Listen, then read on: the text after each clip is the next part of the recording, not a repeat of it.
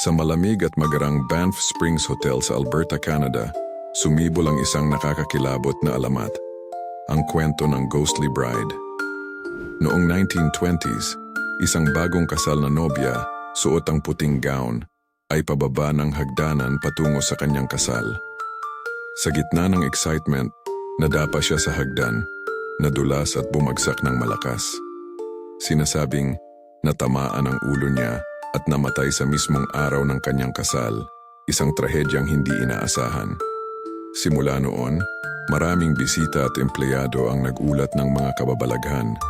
May nakikita raw silang babaeng nakasuot ng wedding gown na palakad-lakad sa hagdan, minsan ay tila lumulutang, minsan ay umiiyak ng malungkot. May ilan ding nakarinig ng kaluskos ng tela at bigla ang lamig na bumabalot sa paligid, na nagpaparamdam ng presensya ng multo. Ang ilan ay naniniwala na ang multo ay naghahanap pa rin ng kanyang kasintahan, hindi matanggap ang biglaang pagkamatay at ang nawalang pag-asa sa kanilang pagmamahalan.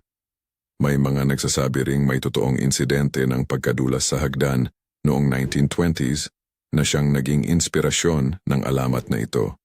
Hanggang ngayon, nananatiling misteryo at takot ang hatid ng Ghostly Bride sa Banff Springs Hotel, na patuloy na bumabalot sa mga kwento ng mga dumadalaw at nagtatrabaho dito.